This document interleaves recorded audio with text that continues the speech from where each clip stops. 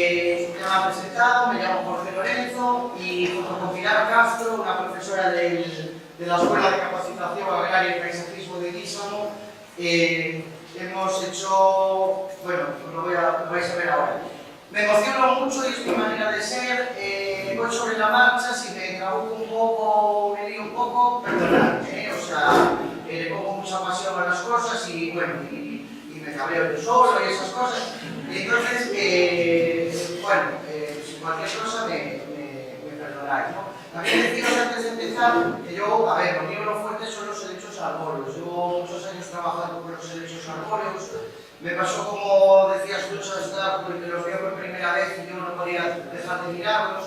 Entonces, aunque mi actividad profesional está, trabajo en el Instituto Español de Oceanografía, en el Departamento de Medio Marino, en Plancton, pues llevo muchos años dedicado a traer esporas de helechos arbóreos de todo el mundo, tratar de reproducirlos, ver cómo funciona aquí y eso, ¿no? Luego daros las gracias. El Grupo Naturalista Hábitat, ya os comentaba, claro, aquí sois muy jóvenes, pero uno de mis mejores amigos y de otra amiga que está por aquí era Santiago Gallego Picar, que yo fue uno de los socios fundadores, yo creo, del Grupo Naturalista, y supo inculcarnos desde muy pequeñitos, la verdad, el amor a la naturaleza y cómo hay que protegerla y todo, ¿no?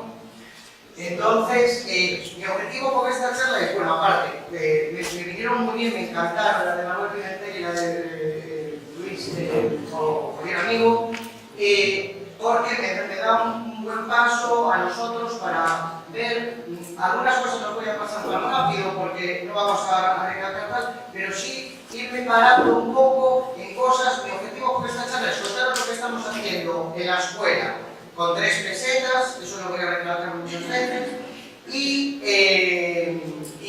luego daros también un poco de pensar, que a veces hablamos de estas plantas, pero bueno, espero daros un poco que pensar, ¿no? Cuando hablamos que son del... Bueno, esto, a ver, un poco... mi colaboración con el Centro de Guísamo ya empezó hace unos años, los conocí en un congreso, se pusieron en contacto conmigo y la verdad tengo que agradecerles muchísimo todo el apoyo que he tenido por parte de la institución, ¿no? Empezamos a dar seminarios, sobre todo porque mi objetivo con los helechos, como decía antes al principio de las ponencias, es abrir un poco la mente a la gente y no esta cosa de, ay, estos los corto yo, estos tal, este tema de los helechos no es así, tiene mucha importancia y la vais a ver ahora, ¿no? Pero por lo menos si yo pongo mi granito de arena, puede ser bastante mal para esto, ¿no? Vale, pues mira, si yo lo cuento de nuevo. Entonces con la escuela pues empezamos a hacer talleres, codirigí un proyecto de fin de ciclo sobre la instalación de un vivero para la producción de helechos con fines comerciales, el helecho de cuero, como ahora Dimpiformis, porque me lleva a los demonios que se esté trayendo. El helecho de cuero es el helecho que se vende para floristería, viene todo de fuera, es de los pocos helechos que beben, es decir, que lo puedes poner en un vaso y bebes. Muchos de los helechos no beben, los pones en agua y se mueren porque no beben. Entonces, participé en eso, también en un proyecto de fin de ciclo, las plagas de leve, propagación de algunas especies, que está por aquí la persona que hizo el trabajo tan maravilloso que la British Fair Society se ha ofrecido a publicar. La verdad le llevó a retos lentos, pero seguro, le llevó tiempo, pero lo hizo muy bien. Luego nos dieron un poquito de dinero, el CEIDA nos dio un poquito de dinero para trabajar en la identificación, propagación y conservación de derechos autóctonos, donde, bueno, sobre todo lo que hablaba antes con alguien, básicamente el dinero lo gastamos en coger unos buses, llevarnos a los alumnos a las plagas del EUME y que Luis Costa nos diera una charla, nos dio unas lecciones magistrales para diferenciar los de isafines, de la ébola, de la borchica, de tal, porque a veces hablamos de ellos, ¿no? Lo mío son los arbóreos, y entonces, bueno, un profesional que te supiera diferenciar bien las especies, que explicara y abrirles a los alumnos un poco la mente sobre los helechos, ¿no? Y luego hicimos también un taller de prácticas sobre la protección del medio ambiente y conservación del paisaje, propagación de derechos autóctonos, ¿no? Bueno, ya veis, fuimos haciendo cositas y tal, y la verdad es que muy gratificante y sobre todo concienciando a los alumnos sobre todo eso, ¿no? Sobre los derechos. Entonces, joder, si voy a tener que estar así. Bueno, vamos a hablar un poco de la historia de las fragas, pero tampoco me voy a parar mucho. Los helechos felinos del terciario que hay en las fragas, y luego ya pues, explicaros cómo cogimos las esporas, todo esto, la siembra, y la aclimatación y las acciones futuras que queremos hacer, ¿no? Entonces, en cuanto a la historia de las fragas, lo que decíais antes, sé que parezco muy repetitivo, una imagen vale más que 1000 palabras. Esta es una población de guardias radicales en las fragas de Leume, y aquí voy a daros pinceladas de, bueno, cosas curiosas, no tan a lo mejor tal, que no sabéis, que os voy a contar. Guardias radicales, yo que pertenezco a diferentes asociaciones europeas de helechos, la British Fair Society, bueno, a muchas asociaciones, contaros que la Guardias Radicals, precisamente como la hicisteis especie del año, quería contaros que hace 5 años, más o menos 5 años, hicieron una encuesta entre todas las asociaciones de helechos de Europa sobre la especie arbórea que consideraba más bonita del mundo y la especie no arbórea que consideraba más bonita del mundo. Pues deciros que de helechos arbóreos ganó la ciatea de Albata, el helecho plateado de Nueva Zelanda, pero, curiosamente, de no arbóreo ganó la Guardias Radicals. Y esto lo quiero decir, es muy importante porque viene a colación de una cosa que os voy a contar después. Es decir, os parecerá increíble, pero tanto la Guardias Radicals como la Crucita Macrocarpa en Europa la conocen más que aquí. Les encanta, la quieren, la adoran, la veneran y bueno, y ya veréis lo que os voy a contar ahora. Os voy a poner también ahora, es una diapositiva muy espectacular, el terciario. Aquí. Vale. Plantas del terciario. Es que a veces una imagen vale más que 1000 palabras. Este es un corte transversal de un helecho arbóreo. Son plantas muy primitivas. Tan primitivas que su sistema radicular es alucinante. Entonces, luego vamos a verlo con lo del ciclo del helecho. Tienen cloroplastos de colores azules, verdes, rojos, hacen figuras geométricas. Es alucinante. De hecho, esta especie concretamente, que es de Nueva Zelanda, si veis, recuerda los cloroplastos, la distribución de los cloroplastos a los dibujos de los maorís, de los aborígenes. Ya ellos se basaban en los troncos de los helechos para hacer sus dibujos y sus cosas y tal, ¿no? La verdad son impactantes, es impresionante. Tan impresionante es que, bueno, yo me hice unos posavasos para que también los personales en el salón de mi casa los puse, porque son muy chulos. Vale. Bueno, así, mira, lo pongo así de golpe, así no tengo que estar acá. Y así pongo. Bueno, las fragas de Leume. Nada, 4 pinceladas. Fue declarado Parque Nacional el 30 de julio de 1997, abarca todas esas zonas, es uno de los mejores bosques atlánticos de Europa, la vegetación característica del bosque atlántico. El 31 de marzo del 2012 el incendio afectó una parte del parque, y entre otras, la gran diferencia con los bosques atlánticos es la preservación propia de los bosques de la Huisila, zona macaronesa.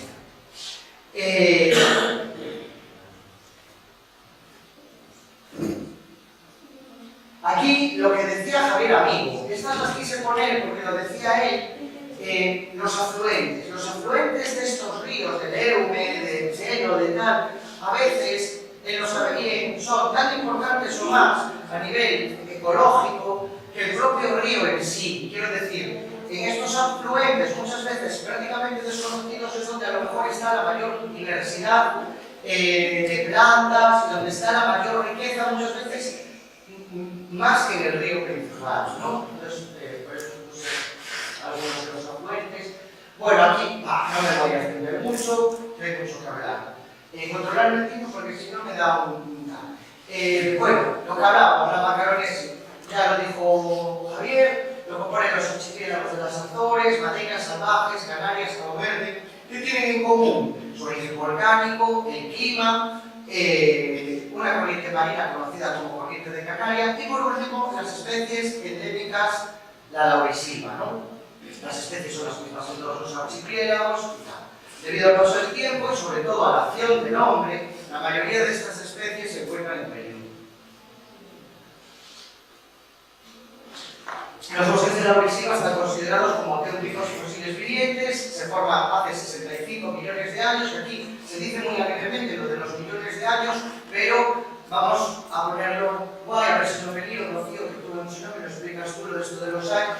Durante el terciario ocupaban el continente europeo y el norte de África, pero con el cambio climático, estos bosques se vieron obligados a desplazarse, existiendo actualmente solo en las islas de la Macaronesia, Azores, Madeira y Canarias. Bueno, en Canarias suelen ser unas islas determinadas, las que son más lluviosas. Entonces, bueno, esto sería una foto de las plagas de León, un bosque típico atlántico, con la vegetación característica de la laurisilva.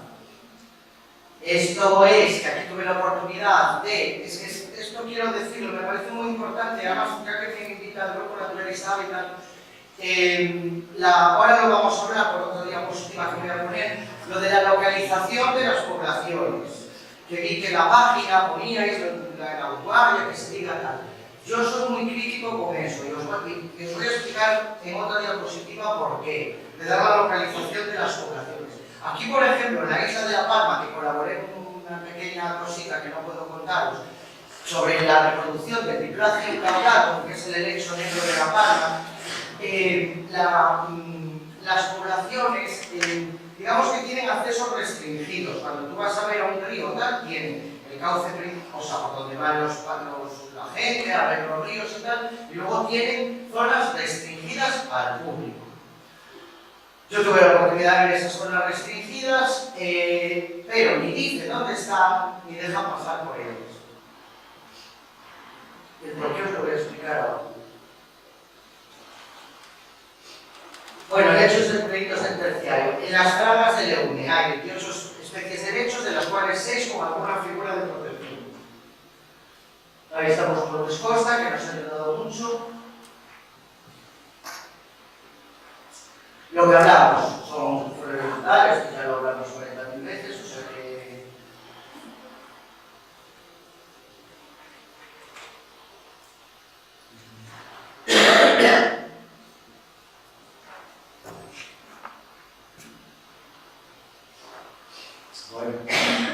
Bueno, mira cómo se ve. Bueno, ya las fragas de León explican las fragas de León, hay un cartel súper chulo donde explica las fragas de León a lo largo del tiempo. Está muy chulo, muy interesante. Pero lo vemos mejor aquí, ¿no? En millones de años, ¿no? Lo que habló Manuel, 345 millones de años, fijaros, aparición de bosques de lechos. Mirad dónde estamos los seres humanos, 2,5 millones de años, ¿no? Entonces, estamos hablando de tal, como también dijo él, en el Jurásico, bueno, en el Paleoceno, hace 65 millones de años, es donde hubo, o sea, realmente aquí ya había bosques de lechos, que aguantaron, digamos, glaciaciones, que se fueron extinguiendo, y aquí tuvieron como un segundo resurgir. De hecho, en casa, los que tengáis oportunidad de venir a casa, veréis helechos arbóreos con espinas, por ejemplo. Yo siempre les digo, ¿por qué tienen espinas estos helechos?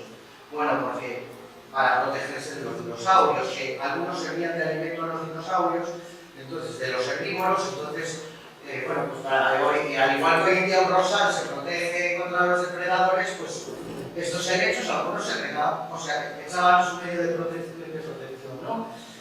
Bueno, y esto nada, aquí es muy interesante, porque aquí a raíz de esto se creó, bueno, son plantas del carbón, o sea, el carbón de nuestros días son helechos arbóreos, o sea, la hulla, la tercita de Ponferrada. De hecho, estuve colaborando como asesor que se está haciendo un bosque del carbón en Ponferrada, todo de helechos arbóreos, traídos de todo el mundo, y era la planta que había y que dice, originó el carbón. Luego después aquí los lignitos de las Pontes, de peor calidad que la huella de antracita de Ponferrada, ¿no? Mira, por eso se dejó, como era de peor calidad, por eso se dejó de extraer en las Pontes el carbón y se traía la huella de otros sitios.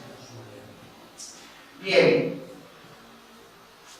Vale, empezamos un poco con las especies y aquí ahora voy a enlazar con la foto que visteis de la vanguardia. Tenemos, ya las dijo Javier, o sea, bien, tenemos Crucita macrocarpa. Está en la Directiva Europea Hábitats, anexo 2, peligro de extinción. Vale. Bien, y aquí, esta foto tiene 14 años. Ya sé que no lo parece porque estoy igual de vale. Esta foto, yo lo comenté con Javier, es una foto tomada muy parecido al sitio donde Javier presentó una foto de Crucita macrocarpa con una diferencia. Es preciosa, ¿verdad? La población de Crucita es justa. ¿Os gusta? Es espectacular. Pues miradla porque ya no está. Vale. Esta población ya no está. ¿Por qué no está esta población? Pues mira, os lo voy a contar. Esta población, Javier lo sabrá, queda una que está un poco más arriba, que hay que afucillar un poco y tal, pero está un poco más arriba. No está porque esta población, tú ibas por el senderito de las Fragas del Eume y estaba muy a la vista. Estaba al ladito de un fuentecito de madera y estaba muy expuesta y muy a la vista. Por eso, quiero que seamos muy cautos y todo lo que pueda decir sobre el dar la localización exacta de las poblaciones.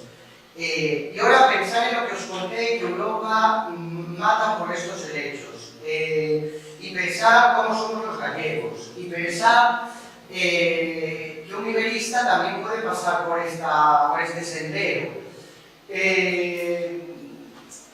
Es muy fastidiado y realmente por eso quería daros que pensar sobre esto. Siempre cuento el caso, hace 10 años aparecieron unos helechos arbóreos en Santa María de Oria, no sé si oísteis hablar de una población de helechos que apareció en Santa María de Oria, salió en el periódico, apareció una población de 60 helechos arbóreos, que ellos le querían llamar oyenses, no sé qué, yo ya les expliqué que era de los monjes que los cultivaban como medicinales. Bueno, pues salió en el periódico y a los 15 días salió: roban 10 ejemplares de los helechos arbóreos de Santa María de Oria. Yo tuve la oportunidad de ir hace poco a la población y quedan 3.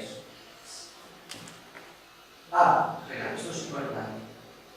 En las poblaciones no solo es la población en sí, sino que sirven como hábitat a muchos seres vivos. Es un nicho ecológico muy importante. A nosotros nos llamaba mucho la atención que las poblaciones de Crucita macrocarpa, no sé si Javier lo observó también, había muchos frondes como comidos, ¿no? Pero las hojas estaban como comidas. Y Luis Costa nos contó que es que los soros de la Crucita macrocarpa son la base alimenticia, no sé si final, de un ratón, no me acuerdo qué ratón, pero bueno, que es la base alimenticia de ese ratón, ¿no? Entonces, bien, tenemos también en el Eume la Bioteris emula, está en la lista roja de la Escuela Vascular Española como vulnerable. Bioteris guachica, a mí me gusta mucho y os voy a comentar por qué además y por qué la estamos reproduciendo. Está en la lista roja de la tiene unos frondes espectaculares, es alucinante. Se llama guachica, como decían ellos, pues bueno, por los antiguos habitantes de los colonos de Canarias.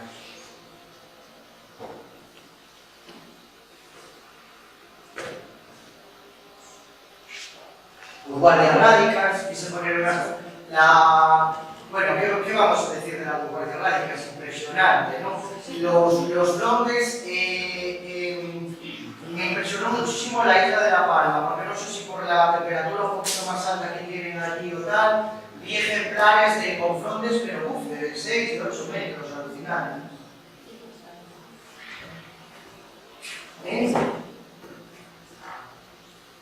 Sí, bueno, que la forma de propagación, pues ya lo hablaron, que puede ser por esporas o por bulbillos, ¿no? O sea, es una forma de propagación bastante sencilla en el tema de los bulbillos y también por esporas. Realmente esta no es una especie complicada de reproducir por esporas.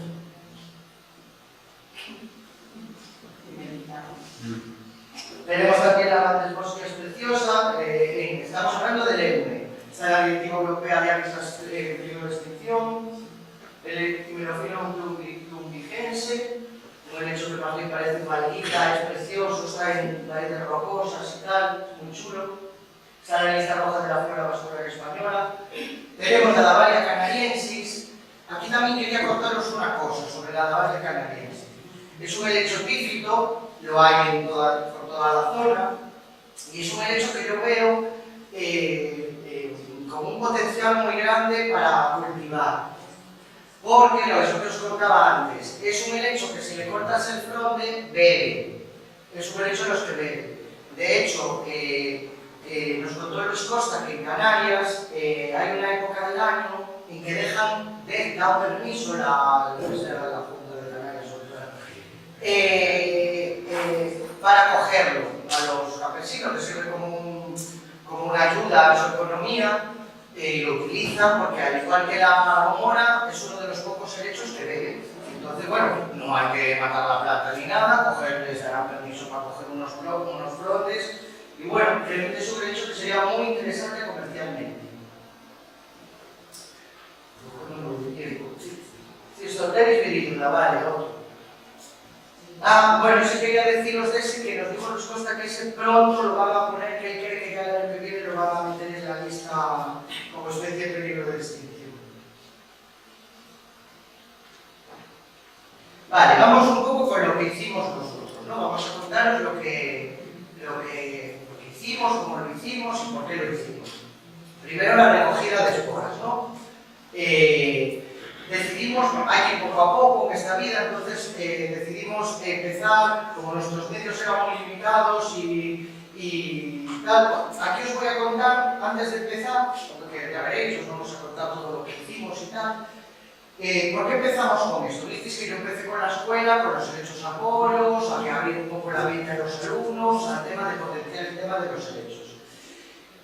Hace 3 años me invitaron en Córdoba a un encuentro de jardines botánicos de España a dar una charla sobre los helechos arbóreos y su utilización en jardinería. Y el día que daba yo la charla, justo estaba gente de la Junta de Andalucía que daba sus charlas.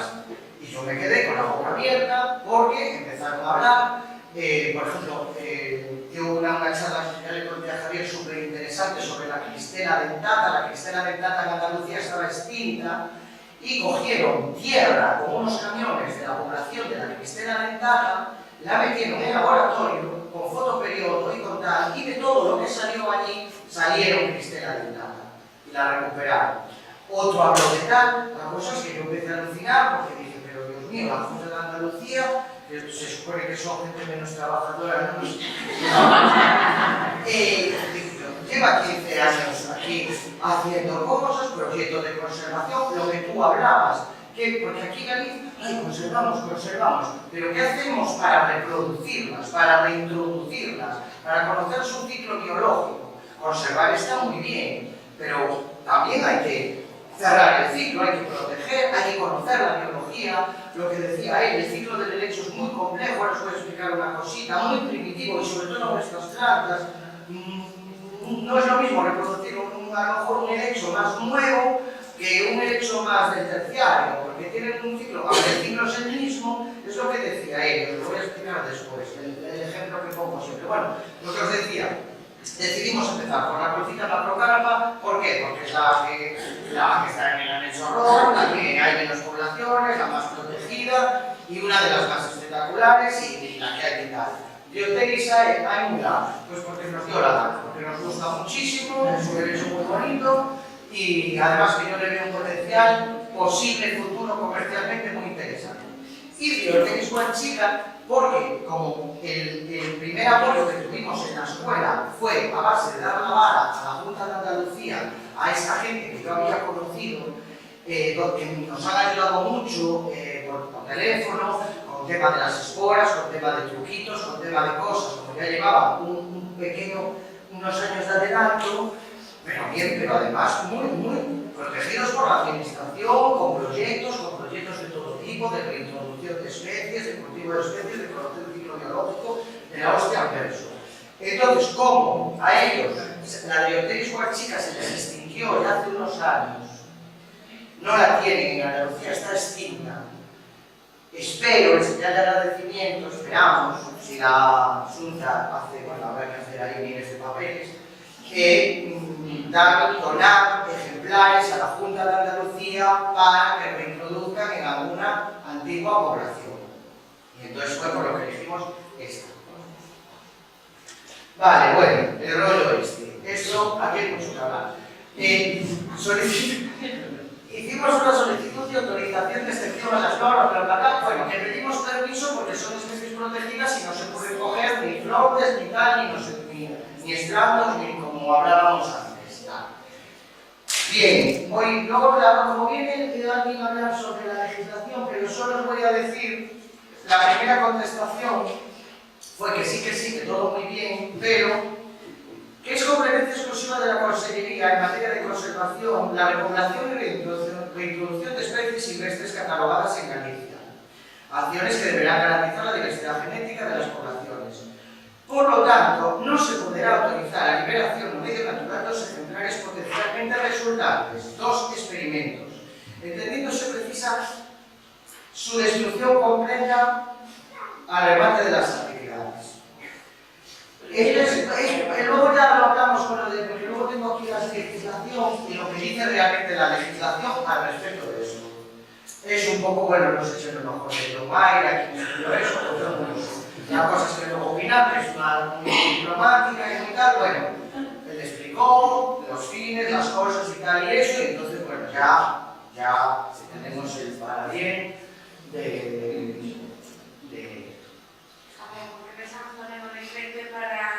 no solo para plantas, animales, entonces no creo que haya especificidad, suponiendo que los animales sí puede ser un poco más joder, ella es más diplomática. Bueno, entonces empezamos la recogida de esporas en varias poblaciones, ¿no? Vamos a ver. Poblaciones las cuales sorprendió una alegría muy grande la dificultad de acceso en algunas poblaciones. Genial, perfecto, esto es perfecto. Algunas poblaciones están tan sumamente escondidas. Luis Costa nos llevó a algunas poblaciones que ya solo por esto me valió la pena. Vamos, hay alguna población que es increíble, esta concretamente es la población más importante, vamos, es alucinante. Y el acceso es muy complejo, muy difícil, afucinas ahí, es tal, y entonces, eso está bien, porque es lo que hablábamos antes, la dificultad de acceso, pues está muy bien para que nadie que no vaya ahí y las vayan a coger, ¿no? Esta pilar, casi vertical.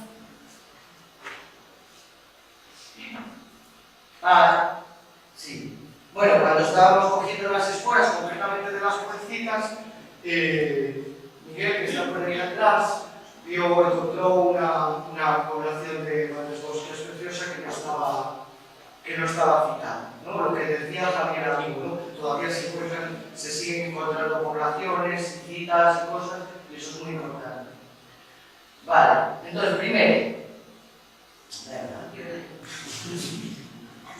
comprobar la maduración de espora, realización de catas. Vale. Esto es muy importante. Yo he leído muchísimos trabajos de Javier Amigo donde habla de la viabilidad de las esporas y tal. No voy a contar del todo porque no puedo, porque luego si no... Pero bueno, la porcina macrocarpa, lo de las esporas es la leche, porque es...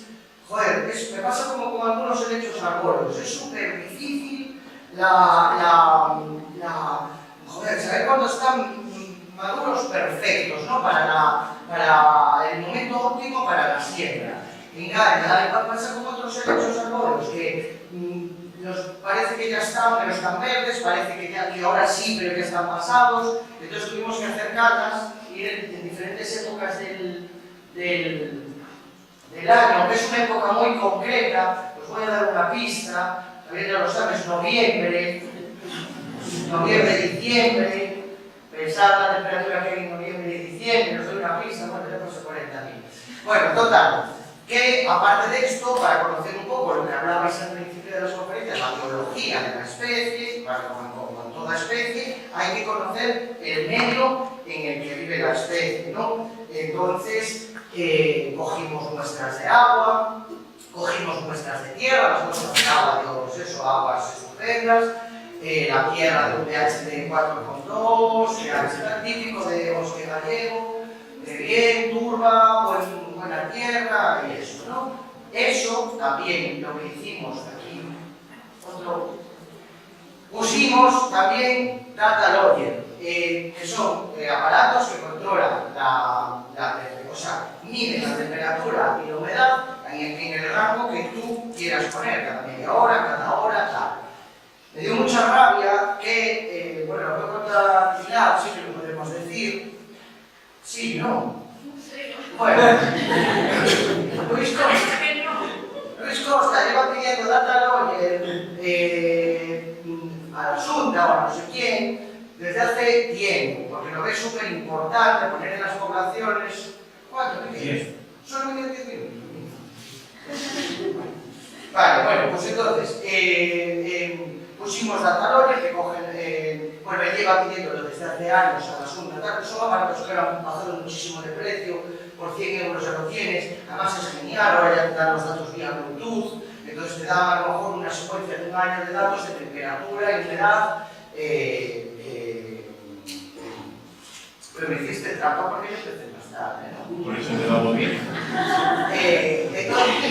Entonces, bueno, pusimos los data loggers y también compramos un lusómetro para medir lo que decía Javier. Es muy importante en las poblaciones. A veces en San Sadurnino se extinguió una población porque hicieron una tala, pidieron un permiso para una tala, empezaron a dar luz allí y la población se fue a tomar por el saco.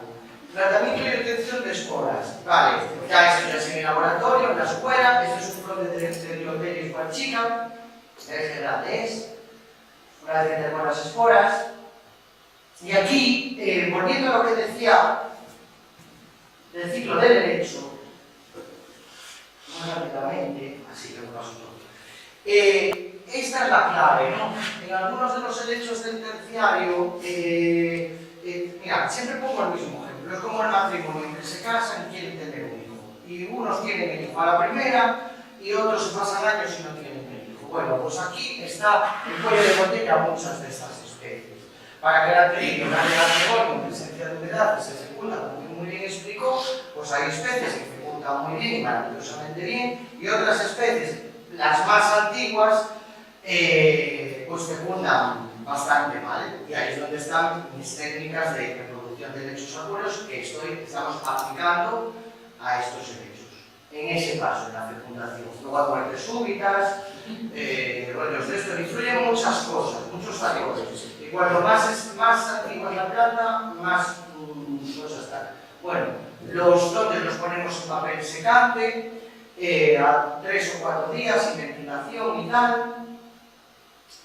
¿Veis? Ahí hay los flotes puestos ahí, súper chulos. Y después de esos días, pues se dejan las esporas.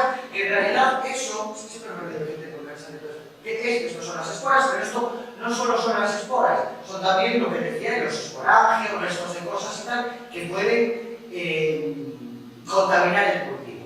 Entonces, para que no contaminen el cultivo, lo que hacemos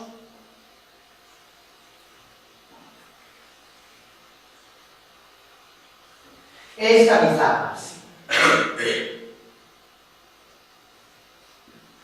Por un tamiz de 60 micras, tamizamos la espora para que saber que lo que estamos sembrando es solo espora.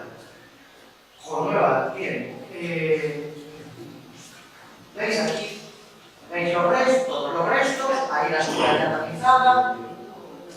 Y lo guardamos en frío a 4 grados centígrados. Y aquí os doy otra pista. Y hay trabajos, yo estoy muy mucho lo que es esto, creo. Aquí, como al trabajar en el oceanográfico, tener unos equipos microscópicos secadas, siempre hago fotos de todas las esporas, ¿no? Fijaros qué pasaba la espora de Colcita macrocarpa. Fijaros qué pasaba la espora de Colcita macrocarpa. Parece ámbar, es alucinante, es diferente a cualquier otra espora. Tiene un aspecto alucinante.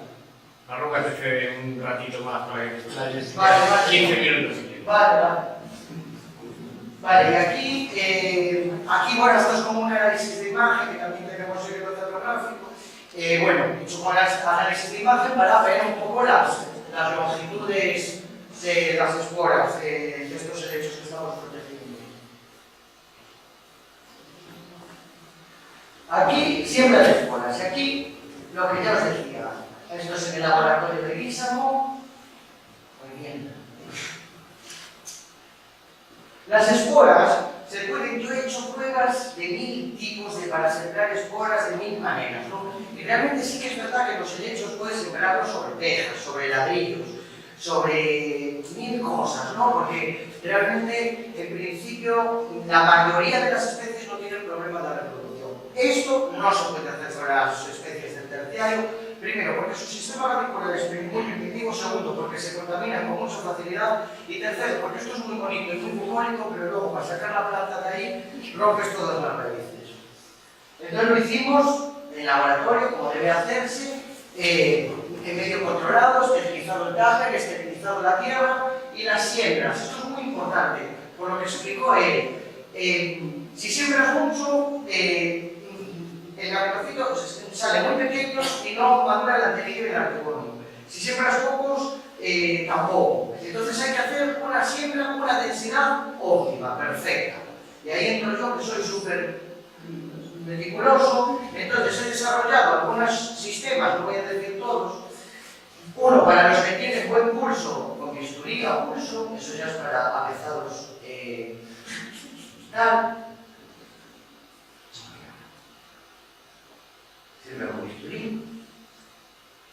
Esta es una de las patentadas por mí, bueno, pensadas por mí, que está muy guay, y se puede hacer también con frasquitos de colonia pequeños, donde echas una gotita de espora, un poquito de agua destilada, homogenizas, y haces la siembra y queda espectacular, ¿no? La cámara de cultivo, también quería explicaros un poco. Tenemos pocos medios, todo esto lo estamos haciendo con pocos medios, con poco dinero. Entonces, la cámara de cultivo, como vale un ojo de la cara las cámaras de cultivo, pues esta realmente la hicimos, está inspirada en la que tengo yo en casa, que es una biblioteca del macro, con una puerta de cristal, donde un especialista en física industrial nos transformó Está inspirada, está copiada. bueno, la copiamos. Bueno, no pasa nada. Entonces un especialista en física industrial del vino tinto, pues deben ser 8 grados, pues nos la puso para 21, 22 grados, que es lo que requieren estas especies. Y bueno, le pusimos unas luces en la puerta y el fotoperiodo con un relojito de estos baratitos. Entonces las tenemos a 21, 22 grados centígrados con un fotoperiodo de 18 horas y la luz depende de las que están aquí. Solemos poner las especies que biológicamente les gusta más en su estado natural, más luz hacia adelante, y especies como la Colcita atrás. No, que queremos publicar alguna cosilla de estas y bueno, luego dicen mis amigos que yo lo hago todo. Bueno, esto serían los primeros gametofitos, como vimos, los primeros gametofitos, que tarda 2-6 meses dependiendo de la especie. Aquí ya se ve, ahí veis algún esporofito, aquí ya ha sucedido la fecundación. Y ahí es donde también estamos aplicando técnicas que me estrujé yo la cabeza mucho para, sobre todo en helechos arbóreos, que son muy fastidiados también para reproducir, para lo que decías tú, para ayudar a la naturaleza a que eso suceda.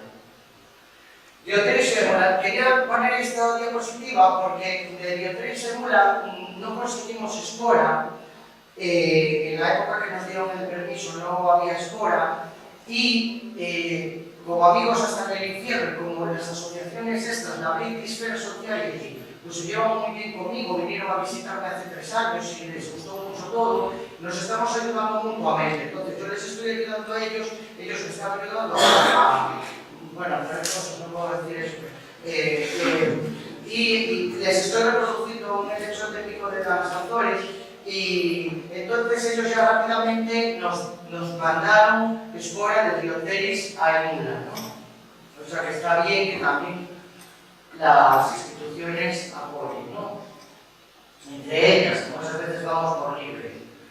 Hay una chica, como uno de los ejercicios que hago, que hacemos, ahí ya veis cómo va saliendo.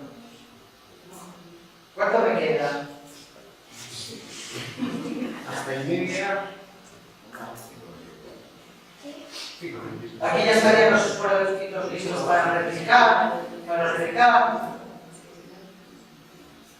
¿Veis? Ahí ya están perfectos para replicar. Entonces, ¿cómo hacemos el replicado y la aclimatación? Vale. El replicado. Cuando la planta tiene más o menos este tamaño, cogemos estas pinzas que son mega caras, que valen una barbaridad, que agarran pero no rompen. Entonces, sacamos. Bueno, pero eso no lo digas, eso porque en el oceanográfico, cuando están un poco usadas, ya las cogen otras nuevas, entonces después yo cojo las que ya no se usan. Entonces, bueno, las ponemos en alveolitos saturados de agua. Sí, las ponemos en alveolitos saturados de agua. Yo prefiero cortarlos porque tienes un manejo mejor de la planta. También se puede hacer en alveolo de forestal, ¿no? Aquí lo que en el laboratorio. Se puede hacer, pero es más incómodo después para manipular la planta, porque ahora vais a ver lo que hacemos con esa planta. Esa planta después se mete en tuppers, ahí están cortaditos, como a mí me gusta. Se mete en tuppers, se mete unos días más en la cámara de cultivo hasta que la planta agarra un poco.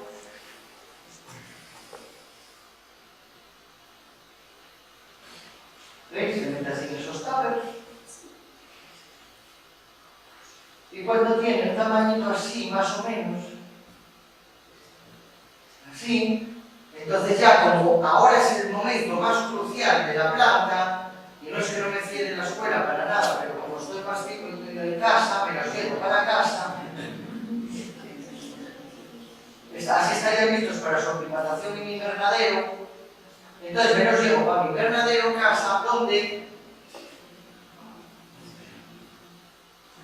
los meto en tuppers más grandes. Aquí veis unos tuppers primero cerrados, después esto es un proceso muy delicado, hay que irlos destapando porque hasta ese momento la planta estando siempre en un ambiente cerrado, hay que irlos destapando muy poquito a poco, tener mucha paciencia porque si no te cargas todo.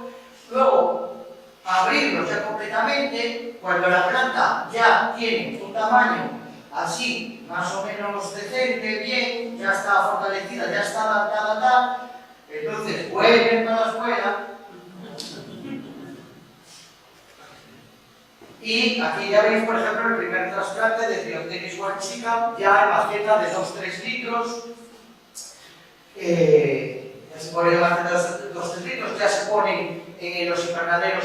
A mí este plástico no me gusta nada, entonces nos ponemos en el, no sé cómo se le llama, bueno, un bráculo, una especie de bráculo, con malla de sombrero.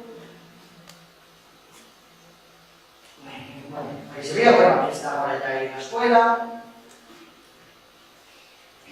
Y ahí también el primer trasplante de porcina macrocana, ya también hemos conseguido plantas.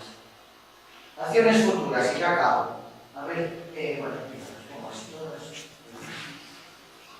Aclimatación, engorde y seguimiento de las plantas obtenidas. Nosotros esperamos poder aclimatarlas y tener un seguimiento de las plantas. Incluso poder reintroducir en su estado natural las plantas, ¿no? Eso lo hablaremos ahora tenemos publicar la metodología a seguir y resultados obtenidos. Hay muchas cosas muy fuentes que nos conté, que si podemos y tal, pues explicaremos.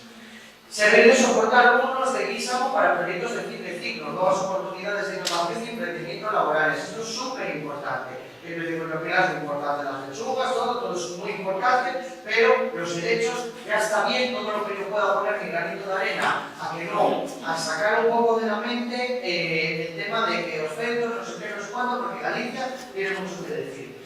Me contaba Jorge un día cuando lo fui a ver, por ejemplo, que incluso es que yo lo viví eso mejores. En los parques naturales, algunos puedes comprar la planta protegida, es reproducida en cautividad, primero. Eso hace, primero, que no te las expolies, segundo, que conoces más sobre la biología de la especie, y tercero, porque se debe hacer, y ayudar a la naturaleza, porque aquí realmente lo único que estamos haciendo es ayudar a la naturaleza.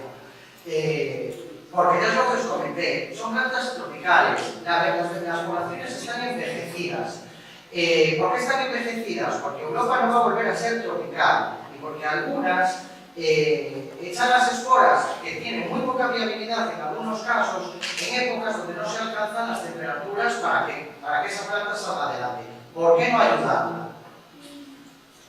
Ampliación de trabajos, otras especies autóctonas